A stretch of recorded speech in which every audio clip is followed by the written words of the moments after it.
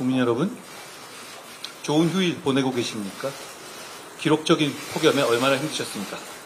국민의힘 당대표 한동훈입니다. 이재명 대표님께서 당대표가 되신 후에 민주당의 회의실에 걸린 백보드의 슬로건을 제가 봤습니다. 새로운 민주당, 다시 뛰는 대한민국.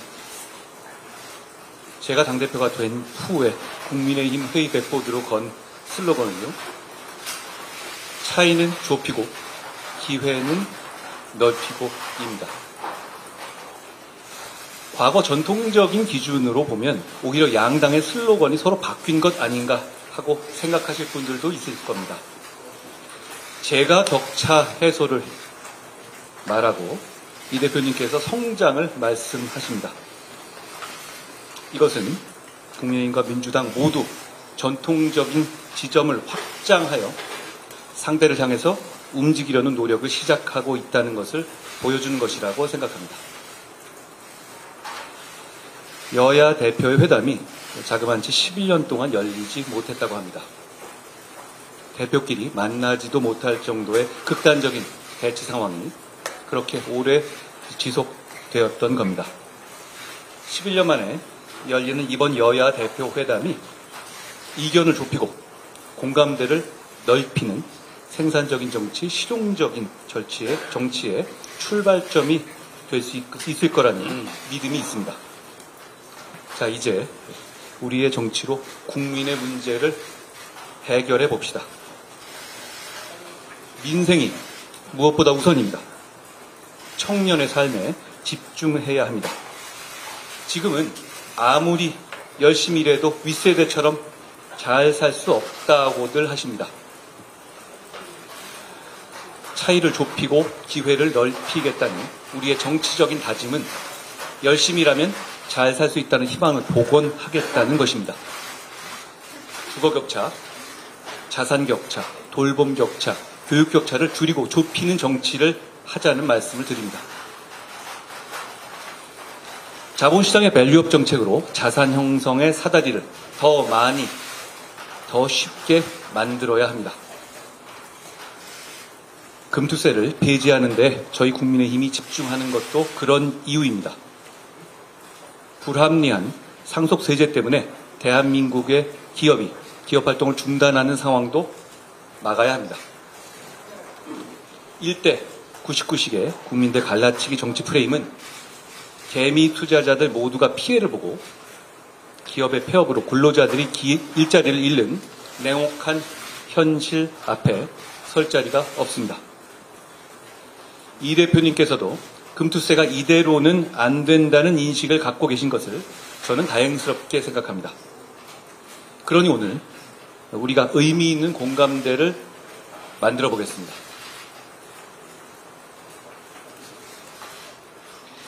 저출생 극복을 위한 법안들을 우선 처리하자는 말씀을 드립니다. 육아휴직 기간과 연령을 확대하고 배우자 출산휴가에 대한 급여 지원을 확대하며 임신기 근로기간 단축 기간을 확대하는 내용의 가정양립법, 고용보험법, 근로기준법 등 저출생 해결의 패키지 3법, 그리고 인구위기 대응을 총괄할 인구전략기획부 신설이 그것입니다.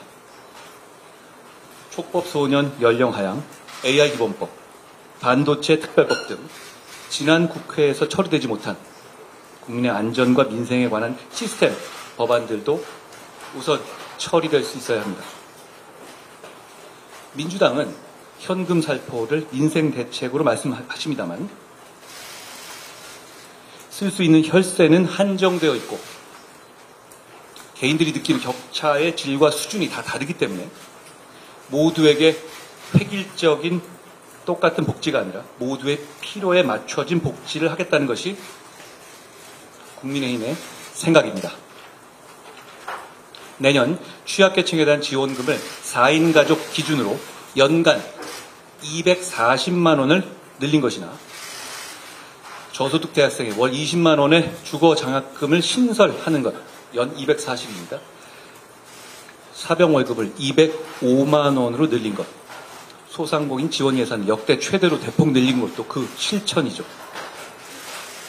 이런 민생 대책은 민주당이 주장하는 현금 살포처럼 일회성이 아니라는 점에서 더 효과적입니다. 그리고 무엇보다 정교합니다. 국민의힘은 그런 생각을 더욱 집중적으로 실천하기 위해서 격차 해소 특별위원회를 출범시켰습니다. 의료개혁도 결국 민생을 위한 것이라는 점을 말씀드리고 싶습니다. 다만 당장의 의료 공백에 대한 국민의 불안감을 해소하는 일도 우리 정치의 중요한 임무입니다. 당대표로서 의료개혁의 본질과 동력을 그대로 유지하면서도 당장의 국민들의 염려와 불안감을 해소하기 위해서 더욱 노력하겠다는 약속을 드립니다. 에너지 문제 해결에는 저와 이 대표님의 그 사이에서 주목할 만한 공감대가 있는 것 같습니다. 이 대표께서 에너지 이슈를 주요 정치 과제로서 말씀하셨습니다. 저는 당대표 출마 선언에서부터 에너지 정책에서 이념의 때를 벗기겠다는 말씀을 드렸습니다. 에너지 문제를 중시한다는 점에서 우리의 생각이 다르지 않은 것 같습니다. 대한민국의 저탄소 성장과 미래 세대의 먹거리를 위해서는 첫째, 저렴하게 전력을 공급할 전력망. 둘째, 세계 1위 원자력 산업의 새로운 도약. 셋째, 신재생 등 새로운 에너지원 개발을 통한 전력의 다변화가 필요하다고 생각합니다. 전력이 핵심인 AI 시대를 대비하는 길이기도 합니다. 다만 이 세 가지 모두가 정치 사회적 갈등의 진원지가 되어 왔습니다. 송전망을 확충하고 방패장 부지를 선정하고 신재생 에너지 발전의 터전을 정하는 일은 늘 사회적으로 어려웠고 정치적으로 가로막혀왔죠. 사회적 갈등을 해소하고 새로운 성장과 도약의 장애물을 걷어내는 일, 그게 정치가 해야 할 일이지 않겠습니까? 다행히도 이런 문제 해결에 대한 공감대를 여야의 대표가 이미 가지고 있습니다. 오늘 회담을 통해서 이 대표님과 제가 에너지와 관련한 이런 정치적, 사회적 갈등을 책임지고 해결하겠다는 다짐, 에너지 공동선언을 했으면 좋겠습니다. 정치개혁합시다. 불확실성의 영역인 정치에서 확실하다고 말할 수 있는 것은 많지 않죠. 그런데 이건 확실합니다. 국민은 정치개혁을 원하고 계십니다. 특히 국회의원 특권 내려놓기 정치개혁에 대해서는 진영을 불문하고 원하고 계시다고 생각합니다.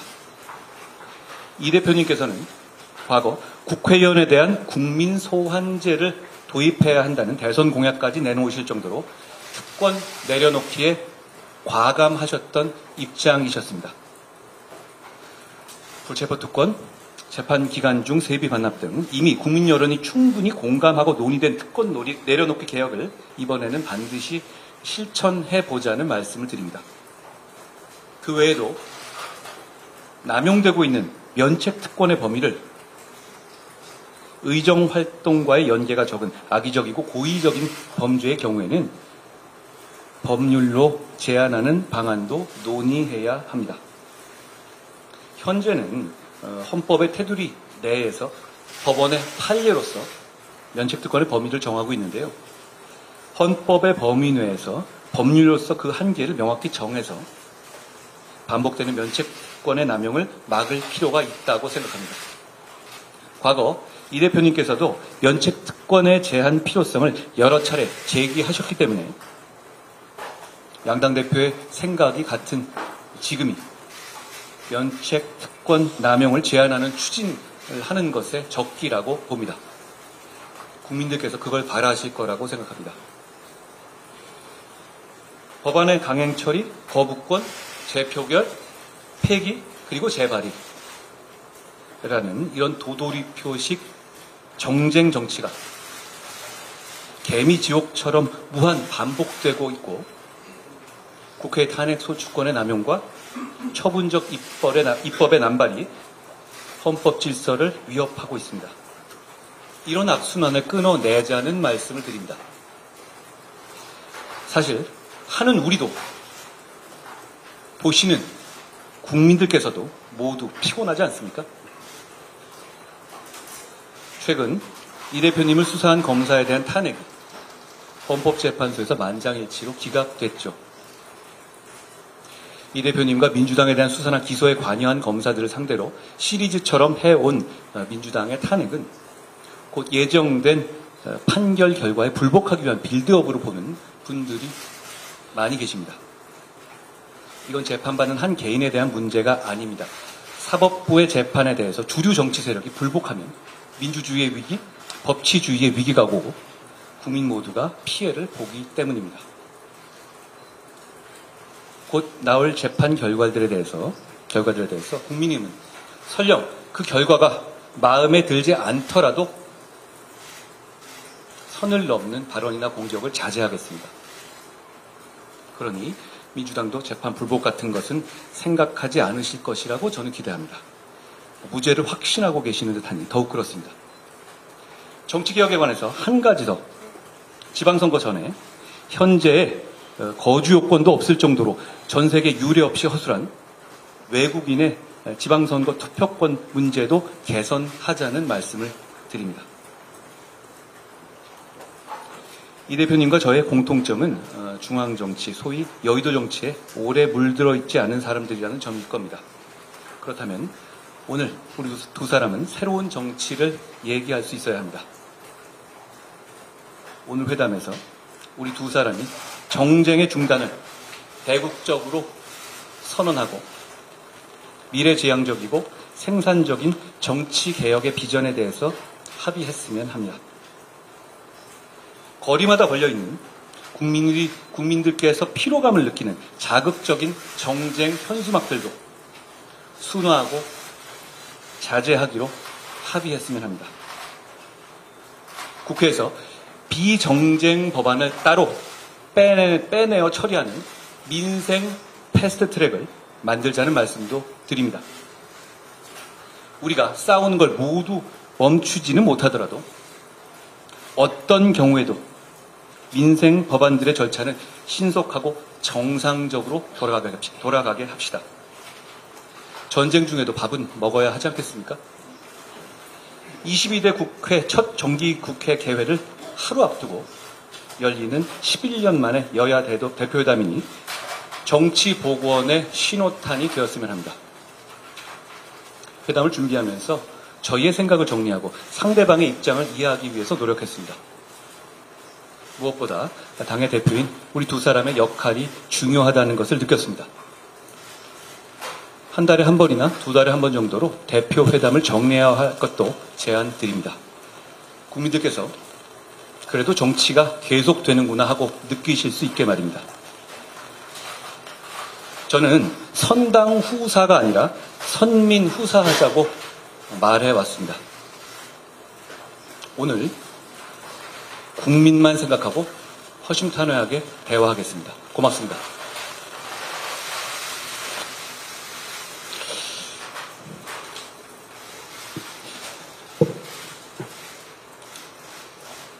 네, 존경하는 우리 한동훈 대표님 말씀 잘 들었습니다.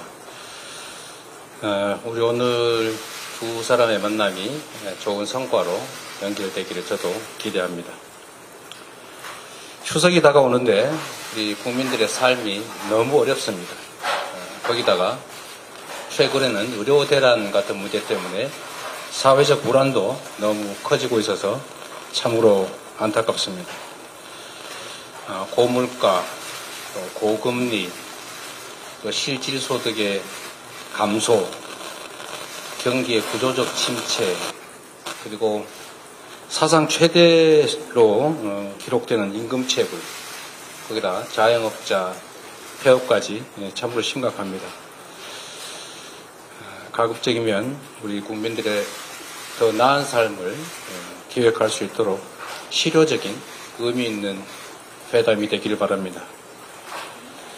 제가 생중계를 그렇게 선호하지 않은 것도 이게 여야가 만나면 서로 존중하고 동질점을 찾는 게 아니라 차이를 먼저 드러내고 공격하고 억압하고 이러다 보니까 사실 만나면 더 갈등이 격화되는 경우가 많았기 때문에 거의 만남이 없었던 것 같습니다. 그렇기 때문에 더 존중하고 인정하고 그리고 양보하는 그런 태도, 특히 상대에 대한 인격적 존중이 정말로 필요하다. 그런 생각을 합니다. 존중하지 않으면서 존중하는 척하고 상대에게서 뭔가 뺏어야 되겠다. 이런 생각을 가지고 얘기를 하게 되면 아무것도 이루어질 수가 없죠. 그래서 좀 허심탄회한 얘기를 할 수 있는 그런 공간이 필요하고 그러려면 남들이 보는 공간에서의 대화도 필요하지만 실제로 내 속을 얘기할 수 있는 그런 기회가 좀 필요해서 굳이 생중계에 재고를 요청했는데 또 다행히 우리 존경하는 한동훈 대표께서 수용해 주셔서 감사드립니다. 실질적인 좀 논의가 이루어질 수 있기를 기대합니다. 그리고 이제 회담에는 공식 의제라고 하는 게 있게 마련인데 여러 가지 합의를 했습니다만 의료대란을 공식 의제에서 빼자고 아마 얘기가 된 것 같습니다. 참 안타깝다는 생각을 합니다. 한동훈 대표께서도 정부와의 갈등을 감수하면서까지 일정한 대안을 내시기도 하는 것처럼 이 의료대란 문제는 국민의 생명에 관한 문제입니다. 이거는 손바닥으로 가리고 또 안 보려고 한다고 해서 없어지는 게 아닙니다. 실제 국민들의 삶을 심각하게 위협하고 있는 사례입니다. 한동훈 대표께서 말씀하신 것처럼 저는 의료계획의 기본적 방향, 그러니까 의사 정원을 좀 늘려야 된다, 필수 공공의료, 지역의료 강화해야 된다 라는 점에 기본적으로 동의합니다. 그러나 이 정책을 추진하는 과정에서도 이해관계가 부딪히는 집단들끼리 충분한 대화 그리고 그 대화를 통한 양해, 타협이 반드시 필요합니다. 일방적으로 힘으로 밀어붙여서 상대방의 굴복을 강요하게 되면 성공하더라도 후유증 피해가 너무 큽니다. 사회적 비용이 너무 크다라는 말씀을 드리고 정책 수행이 지금처럼 거칠고 급하고 과해서는 결국 예상된 이런 부작용이 나타날 수밖에 없다는 것입니다. 그 부작용이 정말 세계 최고를 자랑하는 의료체계의 붕괴 위기를 불러왔고 응급실 뺑뺑이로 안 죽어도 될 사람이 죽는 사고가 이미 작년 한 해 총 발생량을 이미 초과하고 있습니다. 얼마나 불안하겠습니까? 사실 저도 불안합니다. 갑자기 밤에 저나 가족들이 아프면 어디로 가지? 라는 생각을 하게 됩니다. 다치지 말자, 병들지 말자, 살아남자 이런 얘기들을 우리 국민들이 농담처럼 자조적으로 하고 있는 이 현실을 반드시 정확하게 파악하고 가능한 실효적 대안을 마련해내야 합니다. 한동훈 대표님과 이 문제에 대해서도 충분한 대화가 이루어지기를 기대하고 또 실효적 대책은 대화로 만들어낼지라도 일단 정확한 현상 파악, 문제의 인식, 토론, 대화, 공감대 형성을 위한 의료대란 대책이 이걸 국회 내에서 여야 모두가 함께 좀 만들어서 해법을 좀 강구해 보자는 말씀을 제가 드리고 싶습니다. 전 국민의 관심사이고 아주 오래 끌어온 가장 큰 현안이죠. 해병대원 특검법.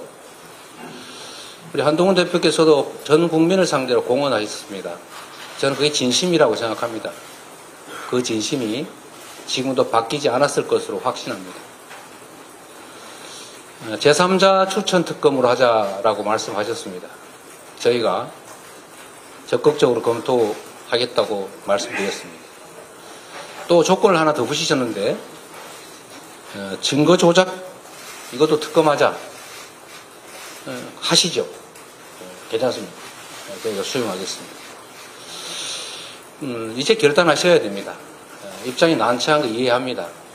그러나 공당이란 또 국민을 대표하는 정치인이란 자신이나 개인 또는 주변의 특별한 문제 때문에 국민적 대의를 벗어날 수는 없는 것 너무 잘 아실 겁니다.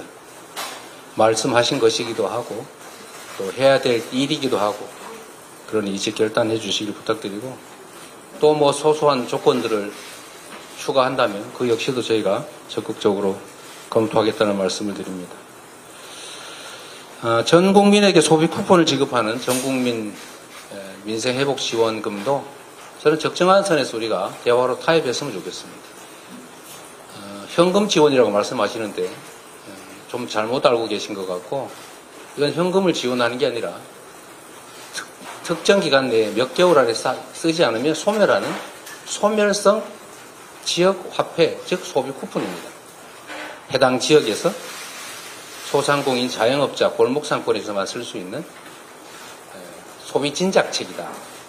소득 지원 효과와 소비 진작, 그리고 자영업자 살리기, 골목 상권 살리기, 지방 살리기, 그리고 경제 활성화를 통해서 세수 증대에도 도움이 되는 가장 효율적 정책이라는 말씀을 드리고 아마 이해하실 것으로 생각됩니다. 자꾸 균등 지원 말씀을 하셔서 저는 이게 복지 정책이 아니고 경제 정책, 재정 정책이기 때문에 세금을 더 많이 내는 사람을 역차별할 필요가 없다.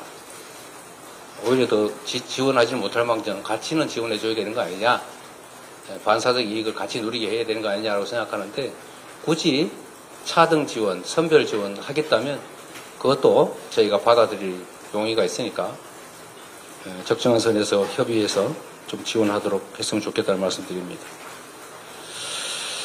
이건 역시도 우리가 간과할 수 없는 부분인데 최근에 이 독도 문제나 교과서 문제 또 일제 침략에 관한 문제들이 논란이 되고 있습니다.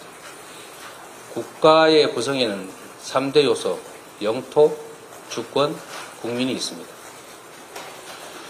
그런데 영토를 부정하는, 독도 영유권을 부정하는 행위 또는 주권을 부정하는 행위, 즉 외국의 침략을 합리화하는, 미화하는 행위, 이것은 국가를 부정하는, 그야말로 윤석열 대통령께서 자주 말씀하시는 반국가적 주장입니다. 이런 반국가적 주장에 대해서는 형벌을 과하는 것은 표현의 자유 측면에서 과하다고 할지 모르겠지만 최소한 공직을 맡기는 부적절하다라는 생각에서 공직 취임을 제한하는 법안을 저희가 준비 중인데 협조해 주시면 좋겠다는 그런 생각 가지고 있습니다. 정치개혁에도 많은 말씀을 해주셨지만 저는 국회의원의 특권 얘기도 중요하지만 상응하는 대통령의 소추권에 대해서도 같은 차원에서 접근해야 된다고 생각합니다. 이게 행정 독재 국가로 흘러갈 위험성이 매우 높습니다. 법 앞에 평등을 말씀하시던데 제가 보기에는 법 앞에 형식적으로 평등할지는 몰라도 검찰 앞에서는 매우 불평등합니다. 사람 따라 법의 적용이 완전히 달라지고 있습니다. 이런 측면에서 정치개혁은 심각하게 함께 논의하되 형평성 있게 심도 있게 논의하는 것이 꼭 필요하겠다 이 말씀을 드립니다. 특히 최근에 계엄 얘기가 자꾸 얘기되고 있고 종전에 만들어졌던 계엄안에 보면 계엄 해제를 국회가 요구하는 것을 막기 위해서 국회의원들을 계엄 선포와 동시에 체포 구금하겠다라는 그런 계획을 꾸몄다는 얘기도 있습니다. 이거 완벽한 독재국가 아닙니까? 이런 문제에 대해서도 우리가 오히려 더 심각하게 고민해야 된다. 정치적 공세가 아니라 국가와 국민 그리고 이 나라의 미래를 위해서 합리적이고 모두가 동의할 수 있는 안들을 만들어야 된다고 생각합니다. 물론 합의가 심치 않습니다. 저는 그 중에서도 합의되는 실현 가능한 것부터 먼저 하자 이런 입장을 언제나 가지고 있고 그래서 정치개혁과 관련해서는 우리 한동훈 대표께서도 공개적으로 약속하셨던 지구당 부활 문제만이라도 우선적으로 좀 처리했으면 좋겠다 그 생각이 듭니다. 정치에서 말은 정말로 중요하죠. 실질적, 실효적 논의가 되기를 기대합니다. 저는 정부도 정부지만 여당의 역할도 매우 중요하다고 보는데 지금 쌀값, 한우값 문제가 심각합니다. 이거는 결국 식량 안보 문제와 직결될 수 있는데 20만 원 쌀값 약속을 안 지켜서 현재 17만 원대까지 떨어졌는데 이러다가 대한민국의 식량 주권에 위협이 오지 않을까 걱정됩니다. 실질적 대책을 좀 마련하길 기대하고 또 한편으로 아리백이나 탄소 국경세를 대비하고 또 미래 산업 전환에 대비하기 위한 재생에너지 기반 확충에 대해서 아까 또 말씀을 해주셨기 때문에 저는 가능한 실질적 합의를 끌어낼 수 있겠다는 기대를 합니다. 인공지능 시대를 대비하는 반도체 또 미래 과학기술 투자 역시도 함께 얘기해서 실질적인 대안을 만들어낼 수 있을 것으로 기대하고 함께 논의해 보겠습니다. 아까 금투세 말씀을 해주셨는데 역시 이것도 저희가 함께 얘기할 수 있을 겁니다. 그런데 금투세는 금투세 자체가 목적이 아닙니다. 대한민국 주식시장이 비정상이기 때문에 세계 대부분의 국가들이 가지고 있는 금투세를 지금 적용하면 안 그래도 비정상인 대한민국 주식시장이 문제가 생길 수 있으니 이걸 좀 교정하자, 보완하자 이런 차원에서 한 얘기 아닌가 싶습니다. 막연한 세금 깎아주기는 아니라고 생각합니다. 그런데 이 비정상을 교정하는 데는 그 비정상 자체를 교정해야지 비정상에 비정상적인 대안을 만들어서 비정상 곱하기 비정상을 해서 정상 비슷한 상황으로 가자. 이건 옳지 않습니다. 그래서 주식시장 살리기 또는 주식시장 부스트업을 위한 정책들이 있어야 됩니다. 시장을 정상화하기 노력해야지 시장이 비정상이니까 비정상적인 대책을 내자는 것 적절하지 않다고 보고 시장이 정상화될 수 있도록 시장의 저평가 이걸 해결할 수 있도록 주주 보호를 위한 상법 개정, 주주 충실 의무 확대라든지 또는 소수 주주자 보호를 위한 제도 도입이라든지 이런 것들이 필요할 것 같고 또 ISA 제도, 소위 금융투자소득의 비과세를 하는 자산관리계좌 이걸 대폭 확대해서 충분히 보완을 하고 난 다음에 또 금투세 지금 당장 시행하는 것은 정부 시책에 부족하면서 오는 측면이 강하기 때문에 일정 기간 대폭 완화해서 시행하는 방안도 한번 검토해 보면 좋겠다. 함께 논의해 보시면 좋겠습니다. 생각과 입장이 달라도 대화와 타협을 통해서 국민의 삶을 개선하는 게 바로 정치입니다. 서로 존중해야 되겠죠. 인정하고. 그리고 가짜뉴스, 거짓말로 상대방을 음해하거나 또는 폭언하고 비방하거나 이러면 대화가 안 됩니다. 잘 보시겠지만 저는 특정 개인 비방 잘 하지 않습니다. 그 대화를 막기 때문이죠.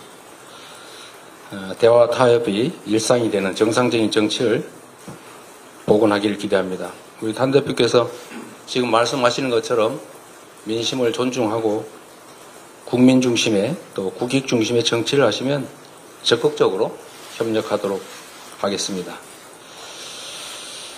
또 한 가지 저는 말씀을 드려야 되는데 이 측면에서 여당이 하는 일은 아니겠습니다만 이 정치라고 하는 게 죽고 죽이는 전쟁은 아닙니다. 상대도 일정 정도를 얻고 나는 그보다 좀 더 얻겠다. 또 다른 것을 얻겠다. 이렇게 하는 게 정치죠. 제거하는 게 가능하겠습니까? 그런데 최근에 이 전 정권에 대한 정치 보복이라고 볼 수 있는 그런 과도한 조치가 좀 많아지는 것 같습니다. 이런 것들이 결코 실정이나 또는 정치의 실패를 덮지는 못한다라는 말씀 드립니다. 지난 본회의에서 여야 합의를 통해 전세사기 특별법 같은 민생법안 처리가 됐습니다. 숨통이 좀 트였습니다. 한동훈 대표께서 말씀하시는 것처럼 양보하고 타협하는 정치를 복원해야 되고 가급적이면 차이를 드러내기보다는 공통점, 같은 점들을 좀 찾아내기 위한 노력을 하고 그 같은 점들을 실천하는 그런 출발점이 되기를 기대합니다. 그런 면에서 보면 우리가 대선이든 지방선거든 총선이든 무수히 많은 공약들을 합니다. 이 중에 여야 간의 공통 공약이 있습니다. 이 공통 공약들을 합의해서 처리를 하는 게 어떻겠냐 제가 계속 제안했는데 지금까지는 진척이 없습니다. 다행히 우리 한 대표께서 좀 전에 합의되는 공감되는 일들은 좀 처리하자 이런 말씀을 해주셨는데 이번에는 아예 우리가 공통 공약 처리를 위한 협의기구나 이런 것들을 만들어서 공식적으로 공개적으로 공통 공약을 처리해 가기를 기대합니다. 우리 한동훈 대표께서 이런 말씀하셨다고 합니다. 그러라고 63%가 저를 지지했다 이런 말씀을 하셨다고 합니다. 맞는 말씀입니다. 정치는 국민의 뜻에 따르는 것이 대입니다. 그 국민의 의사를 존중하는 것 그게 가장 정치의 근본 아닌가 싶은 생각이 듭니다. 국민들의 선택의 무게를 잘 이해하시고 존중하는 말씀으로 생각합니다. 또 하나 기대되는 것은 내가 내는 대안만이 유일한 정답은 아니다. 더 좋은 대안이 있으면 좋겠다 이런 말씀을 하셨다고 합니다. 정말로 옳은 태도십니다. 다름의 가치를 인정하는 겸손일 수도 있고 내가 틀릴 수도 있다는 것을 인정하는 용기일 수도 있고 대안을 찾아내기 위한 능력일 수도 있습니다. 오늘의 어렵게 마련된 이 자리가 우리 국민들에게 조금이라도 기대를 희망을 만들고 또 새로운 정치의 돌파구를 만들어내는 계기가 되기를 기대합니다. 고맙습니다.